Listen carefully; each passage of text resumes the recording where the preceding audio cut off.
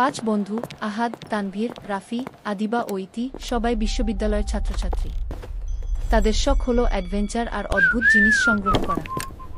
একদিন তারা ঢাকার পুরনো একটি অ্যান্টিক শপে যায়। সেখানে মাটির তৈরি একটি মুখোশ দেখে। মুখোশে লাল রঙের অদ্ভুত দাগ, চোখের গর্ত কালো হয়ে আছে। দোকানদার সাবধান করে দেয়, এটা ছুঁয়ো না, এটা কালো জাদুর মুখোশ গো। কিন্তু বন্ধুরা ভেবে নেয় এসবই ব্যবসার কৌশল।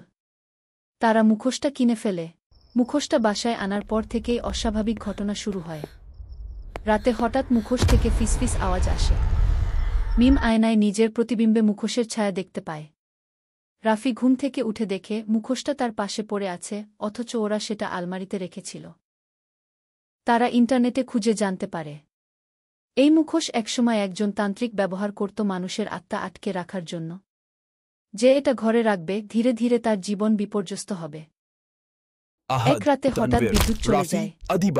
অন্ধকার ঘরে মুখোশটা নিজে থেকেই নড়তে শুরু করে। সাজিদের হাতে গভীর আঁচল পড়ে। ইতির কানে অচেনা বৃদ্ধের কণ্ঠ ভেসে আসে, তোমরা আমাকে ফিরিয়ে দিয়েছ, এখন তোমাদের আত্মা আমার। ভয় ও হতাশার মধ্যে ইতি কোরআনের আয়াত পড়তে শুরু করে। সূরা বাকারাহর আয়াতুল কুরসি। তার সাথে সবাই মিলে সূরা ফালাক ও নাস পড়ে। পড়ার সাথে সাথে মুখোশটা ভেঙে যায়, ভেতর থেকে ভয়ঙ্কর চিৎকার শোনা যায়, আর সবকিছু আবার স্বাভাবিক হয়ে ওঠে। বন্ধুরা, এই ঘটনা থেকে আমরা কি শিক্ষা পেলাম?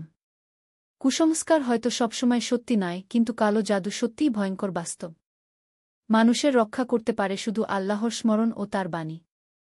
ভয়ঙ্কর কিছু দেখলেই তা মজা খুব ভেবে নেওয়া উচিত নয়।